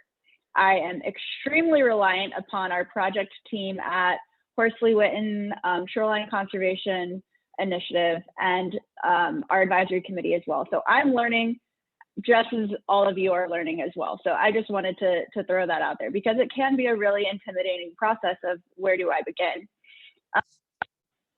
So getting materials out here is a challenge. I've worked on other projects where material acquisition actually just shut the project down. One thing that we do have going for us in Saipan is we have a lot of really neat opportunities within our local agencies. The Department of Forestry has a nursery, and we're hoping to source plants from that. We have ongoing projects with MENA, where they're doing their tree replanting that I mentioned earlier. And so, you know, relying on these partnerships where we're able to source local resources. And right now I'm talking specifically about plants and vegetation and revegetation efforts, because that's really what's easiest for me to think about this question in a concrete fashion. And then for maintenance, do you want to dive into the maintenance question now, Lauren? Sure, we could do that. Okay. I'm trying to think if there's anything else as part of like the design that I know maintenance is definitely a part of the design that we need to think about. So yeah, for the design, well, I guess. So Erin Darrington of OPD very kindly reminded me of my other job as a marine biologist, where we have 2 local nurseries. And so for the coastal infrastructure and coastal protection, we actually do have nurseries where we are growing corals, and we're outplanting them specifically in areas where there has been a lot of disease and death. And so we're outplanting these corals and patch reefs actually right along the inside of the forereef outside of Quartermaster. So by outplanting our corals from our nursery, we have a pretty large stock at the Saipan pilot coral nursery. By outplanting these corals at these thickets that were originally providing protection, but now that they're dead are no longer, we're hoping to resheet the thickets of corals and eventually have a healthy patch of Acropora, pulchra, and maricata. We're kind of approaching this from both a seaward and a landward perspective for some of our coastal protection measures. And then partners will also help reduce low-tech maintenance costs. So MENA, Department of Forestry, and relying on any of those connections that we have. So yeah, just kind of approaching it from all sides, I guess. Yeah, and I think we will dive a little bit deeper into maintenance in a moment.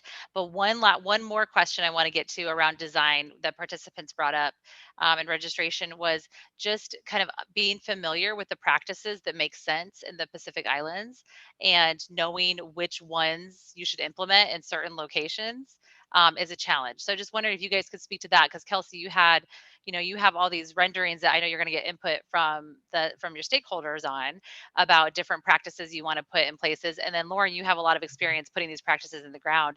So how do you just decide which ones are appropriate in the Pacific, given the location and all of the different flooding challenges and things like that?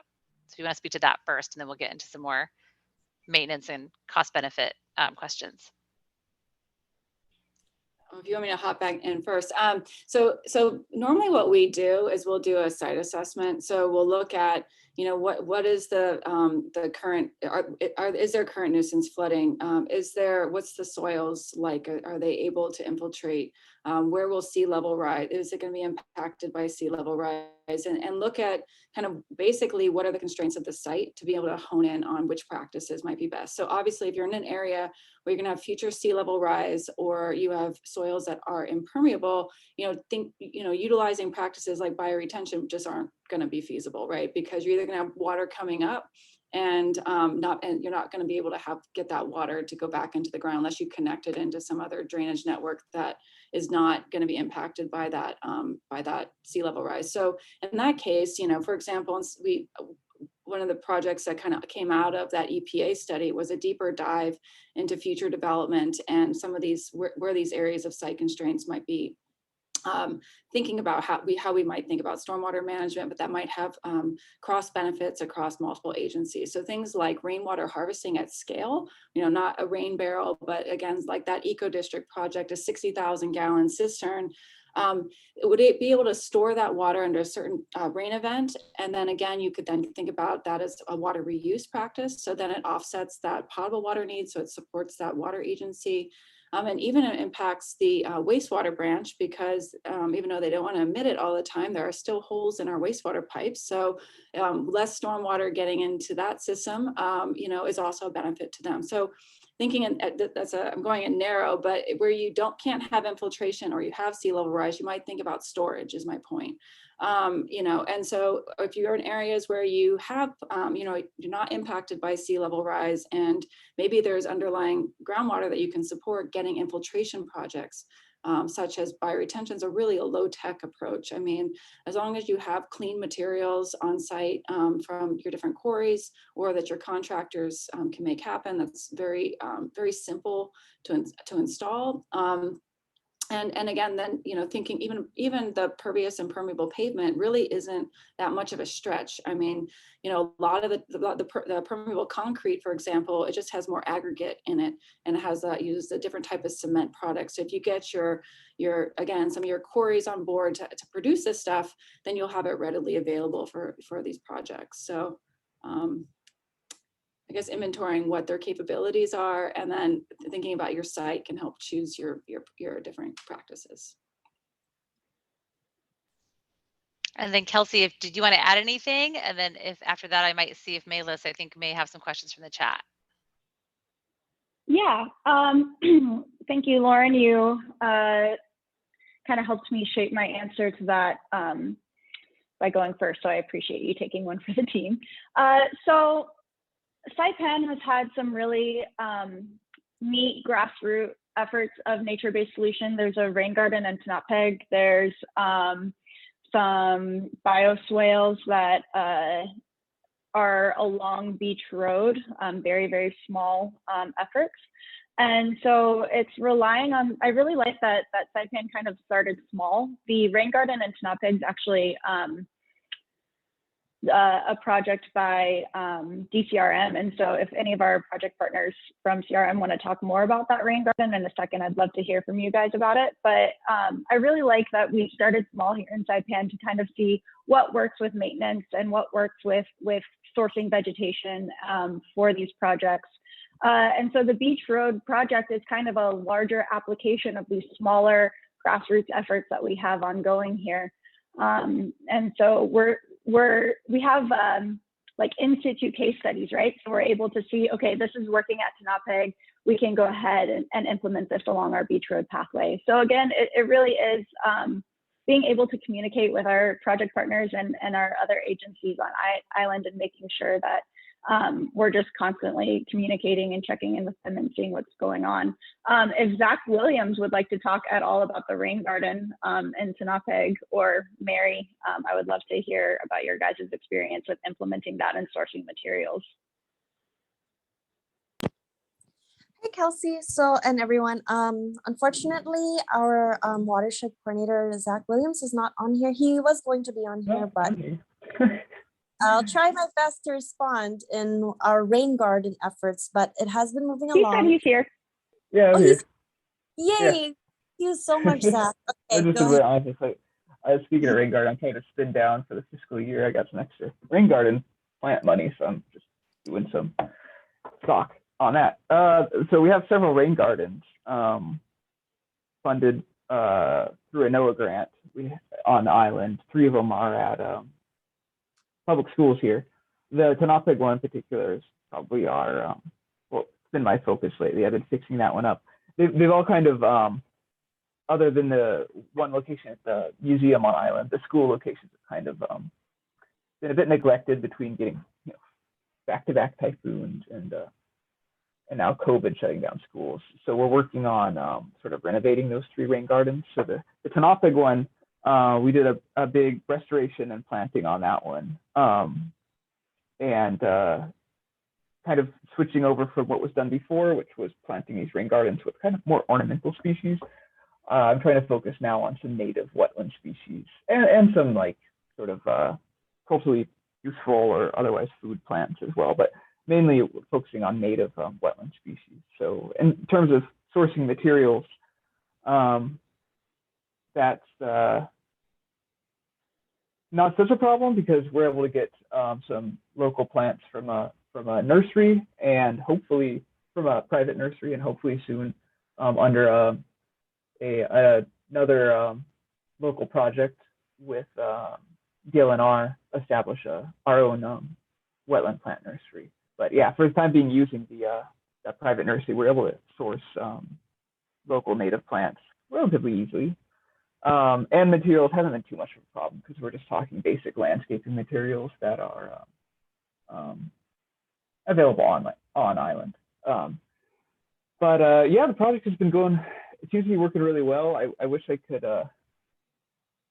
share a picture. I'm not even going to attempt to do that, but yeah, the rain garden's functioning pretty well right now with the amount of rain we've been getting. I was just there the other day, and it's collecting water really well off the school grounds, and we added a drainage ditch that's really reduced the amount of mud on the lawn there. So it's in a sloping area. So ideally in the future, we'd like to have more involvement from the schools, particularly the students in maintenance. That was the idea, is for them to kind of hand it off to them to maintain it. But between the shutdowns and COVID, they just can't get students out there working on it, whether it be just kids on campus at all or having big groups together. So we've been helping them maintain it. But ideally in the future, long-term maintenance will fall to them, and it'll help with flooding on campus, as well as providing a learning opportunity for students. There's a lot of interest from the teachers there. It's just about getting kids back on campus. But yeah, it was a bit rambling. But as far as the rain gardens, how they're functioning, and any difficulties or success there, I think yeah, that's about it. Love to get more on the ground here. Thank you, Zach. I appreciate you pitching in, because you have CRM has been instrumental in implementing a lot of these rain gardens around the island. Yeah, and yeah, I'm going to keep pushing for as we move forward with best management practices with green infrastructure as much as we can, utilizing native species. They seem a lot more resilient, and of course, better habitat. Yeah, so excited for that other grant that I mentioned. Hopefully, we'll have our own stock in the near future. Thank you so much for sharing. We appreciate that for sure. And I know, Rob, you had a question specifically for Lauren in the chat, but I think I'm going to let Lauren answer that in the chat, since it was really specific to one of her project sites. And just so that we leave enough time, we only have a few minutes left of the panel, and I do want to dive into a little bit about cost and maintenance. So I want to first talk about cost, because obviously we know that all of these practices cost money, and sometimes they can be more expensive than traditional practices. It just depends. But we do know that when you implement green infrastructure, you're not just getting one benefit, right? We're not just getting flood reduction. We're getting so many other benefits that both Lauren and Kelsey talked about, like when we talk about access and fishing and recreation and all of those good, and habitat and all those really important things. So I'm just curious, and Chris also in the chat had mentioned earlier, asking about the cost of green versus gray.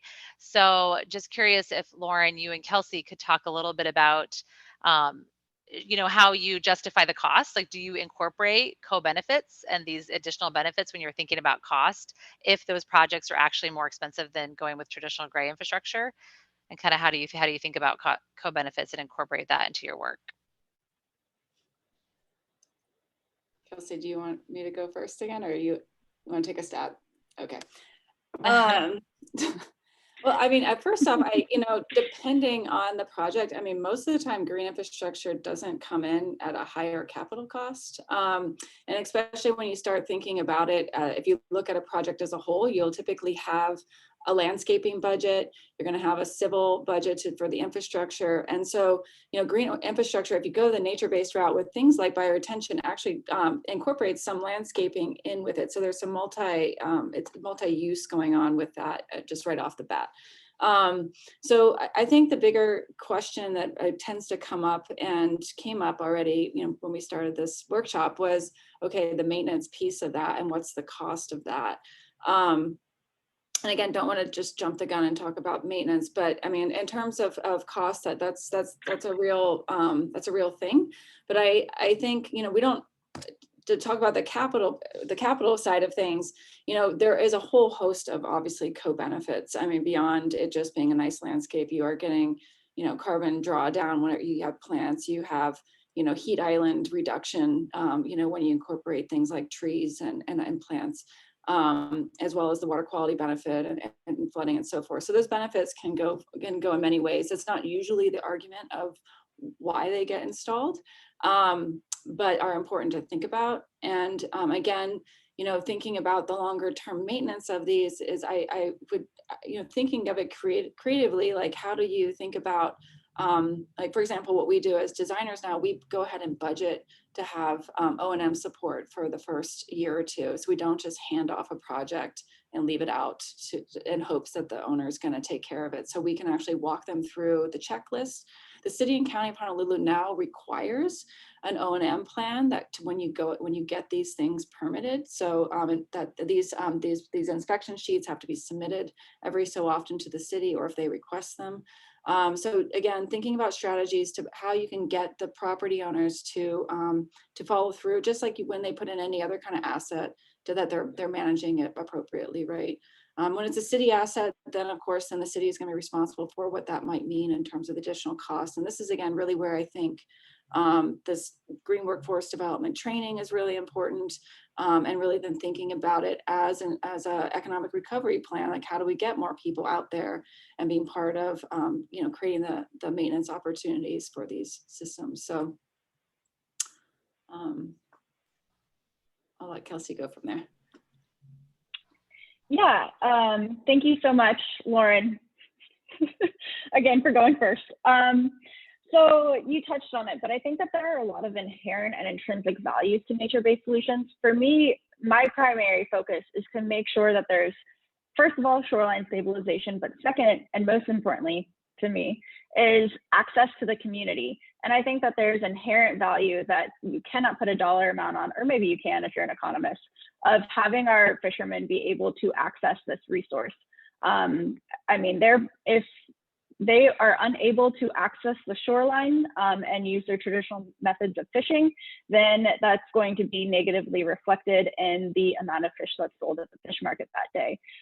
So that's just kind of like one example that I'm thinking of. But I mean, if you're looking at implementing, more green infrastructure and revegetation efforts, you're reducing or even removing impervious pavement. You are looking at just a value that is intrinsic at the ecosystem level, right? So you're able to implement some larger benefits when you're using nature-based solutions. And I'm not an economist, but you probably can't put a dollar amount on all of this. Well, actually, I do have, as I say, there are some FEMA people on here, I think. FEMA, I think, has outlined, by going forward with a mitigation strategy today, such as maybe, implementing a green infrastructure project, you're saving $4 later for after the disaster happens. So I think, like, if you want to think about the acting now and what that cost might be versus, in that sense, quadrupling the cost as a reactionary measure afterwards. A lot of times the budgets aren't set up that way in government, but really thinking about it as a protective measure over time to mitigate disaster is I think an important role for green infrastructure as well. I see Robbie furiously typing. Robbie, would you like to speak to this as well?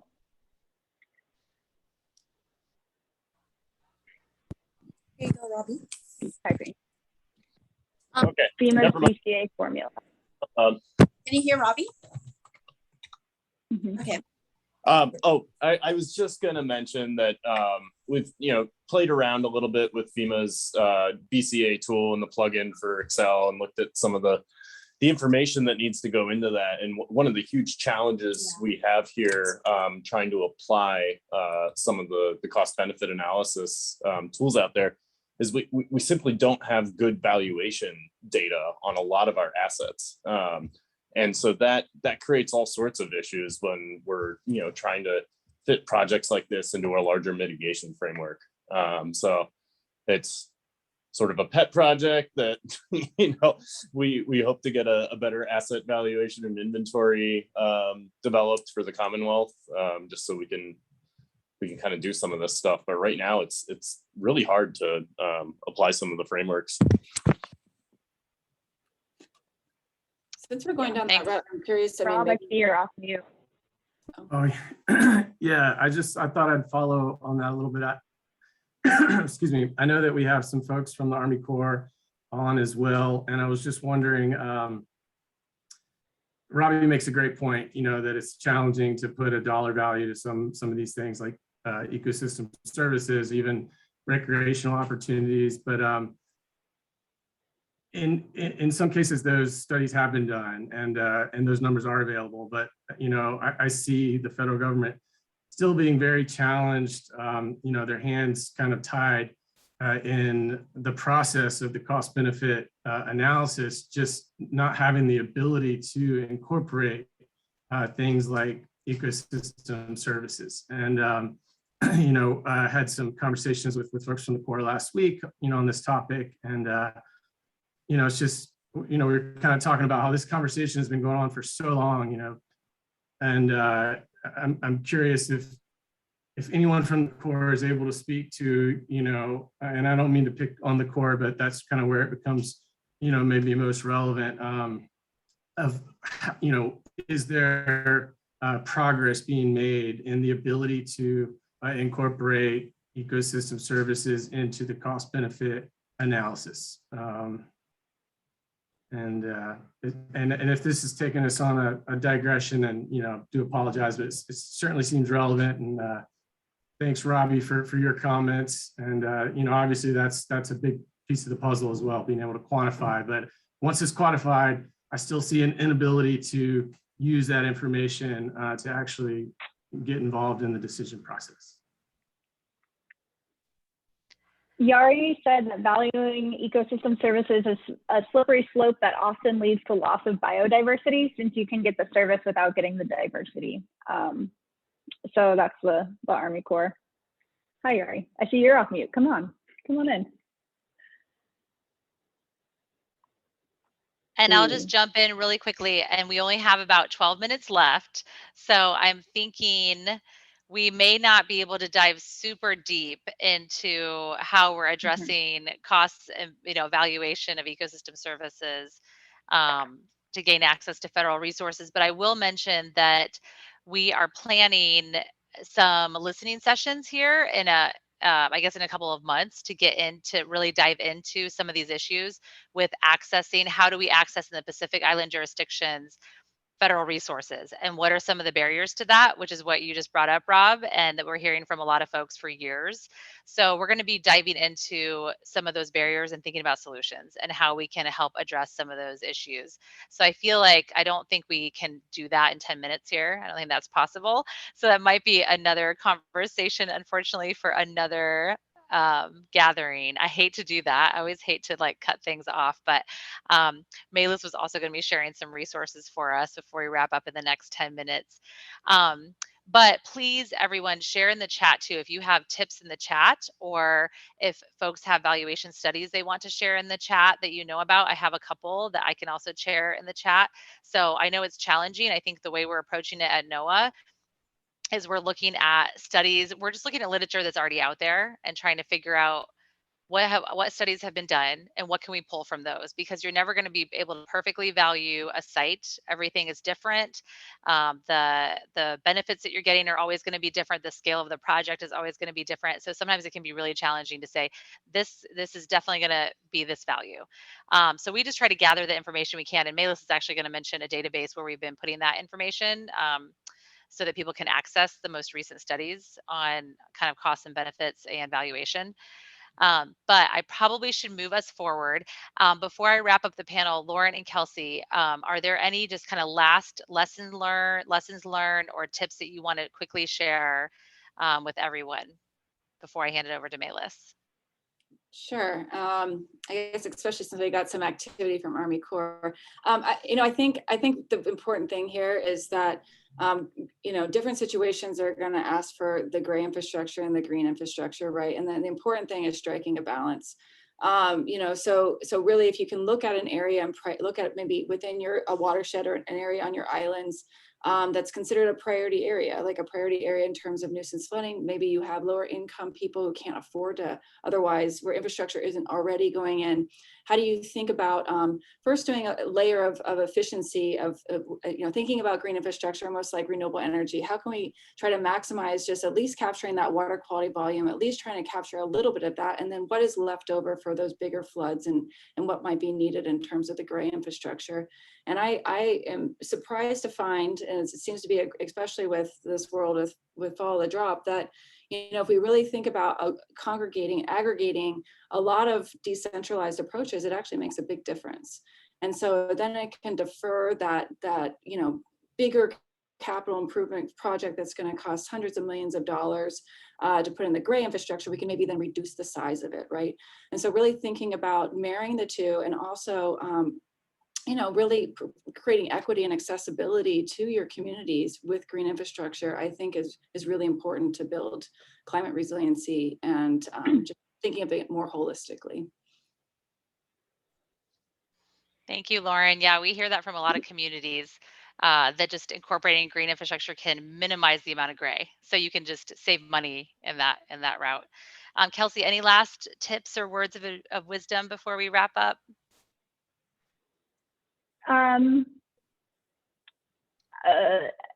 I think that flexibility in your design approach, Lauren touched on this a little bit, is probably going to yield the largest results. Maybe you do need to have a mixture of gray and green infrastructure, but I think really addressing what the community needs, and I think working within the community and working from the community and then expanding out is probably what's going to be our recipe for success here at PCRP. And so, yeah, relying on our partnerships as well, especially for the maintenance question that we're just going to talk about later during the listening session.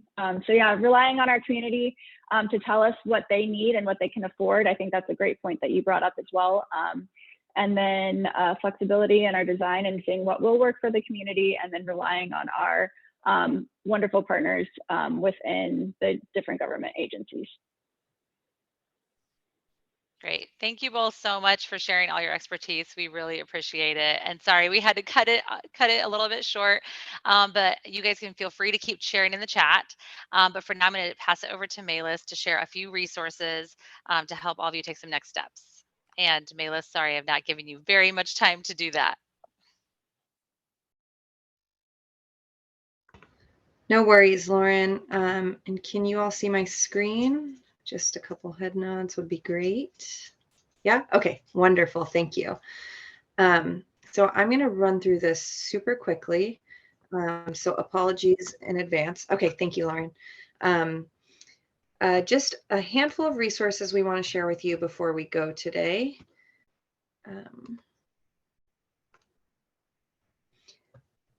So the first one is this one on the left.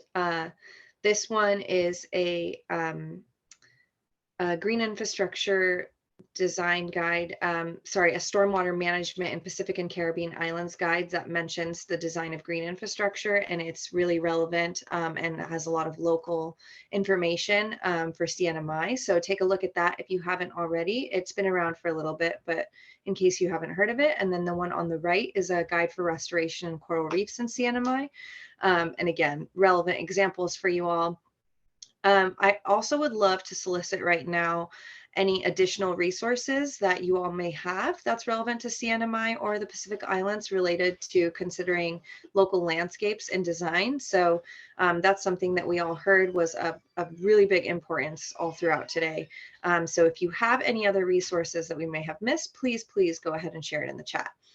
There's going to be another resource coming hopefully by the end of 2021 from NOAA's Coral Reef Conservation Program and Restoration Center, and that will be the Unpaved Roads Standards and Design Manual. And we're happy to share that with you when it's ready if you're interested. Okay, and this is the database that Lauren was mentioning during the panel discussion. This is the Green Infrastructure Effectiveness Database. And What it does is it was developed in order to enable people to be able to search for reports and studies done on the effectiveness of green infrastructure in reducing hazard impacts, to sort of debunk some of those thoughts that they may not be able to be as effective as hardened shorelines. So what you can do on this is you can see there's tons of different filters, and you can search for specific green infrastructure practices, coastal hazards, region, state, or all of the above. And then you'll get key findings from the filters that you select. And something really exciting is that we're updating this right now for new sources, but also to incorporate costs and benefits as something that you can search as well. So stay tuned for those new updates. And the links to this database is up here as well. And then kind of on the same lines, we have quick references on our Digital Coast Academy. And this is a bundle of quick references that we newly put together. And there's one on various green infrastructure practices and benefits for reducing coastal hazards, one on installation and maintenance costs, and one on assessing the costs and benefits of green infrastructure. And again, you can find that on our Digital Coast Academy, and the link is here. Now, obviously, we just heard that funding and financing can be a big barrier in implementing green infrastructure. So we have been hearing this from not only you all, but lots of other people across various regions. So we worked with the Conservation Finance Network and the Conservation Fund to develop a quick reference on various financing approaches for communities to consider while thinking about implementing green infrastructure. Again, the link is up top. And on that note, we have webinar series on funding and financing, and they are recorded. The panel interviews are recorded, as well as highlights and resources that come out of the webinars. So our first webinar was called Funding and Financing the Basics. The link is up top. This webinar was co-produced with the same folks that we just mentioned that helped us with that quick reference, so the Conservation Fund and the Conservation Finance Network.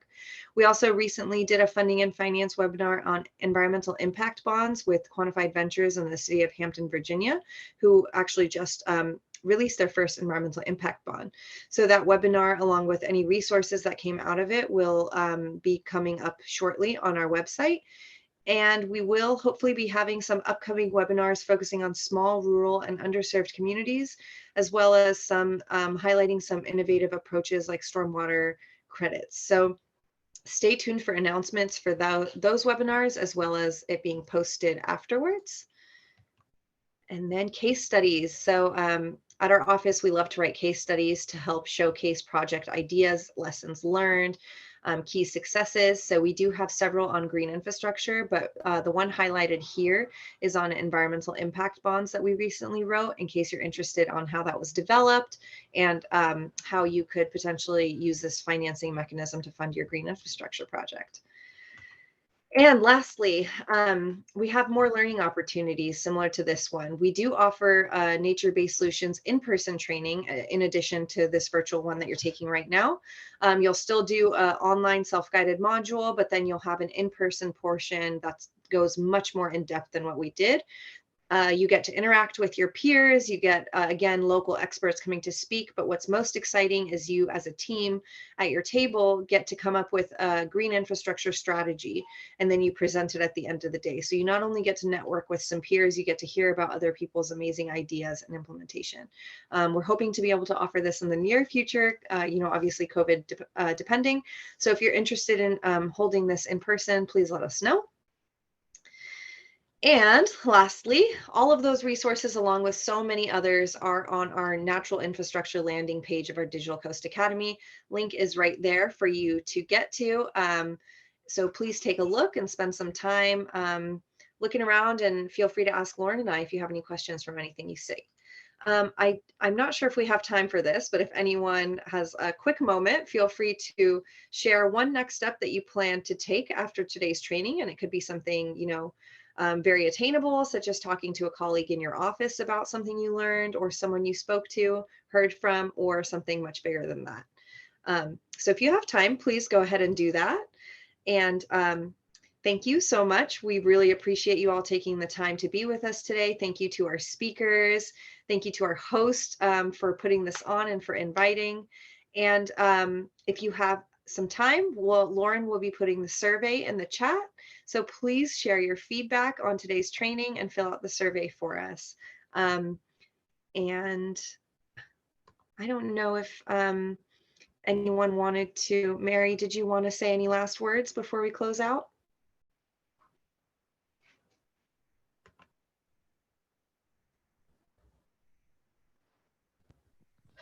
I didn't have any last words to say, but I just wanted to extend my thanks again to everyone on here for taking the time.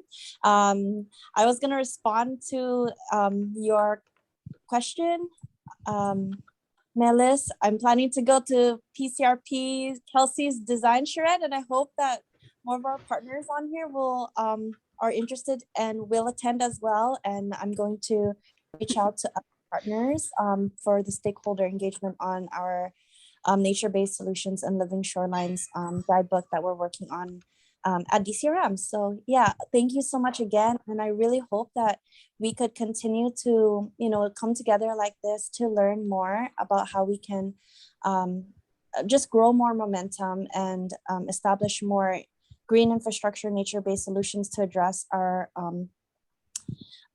coastal hazards here in the CNMI. So yeah, thank you guys so much for attending. And thank you to OCM for making this a breeze for me. You guys are awesome to work with.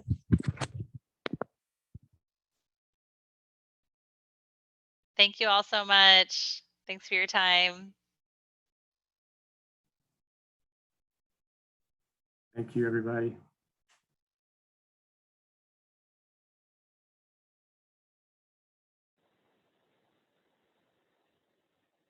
Thank you all for your time.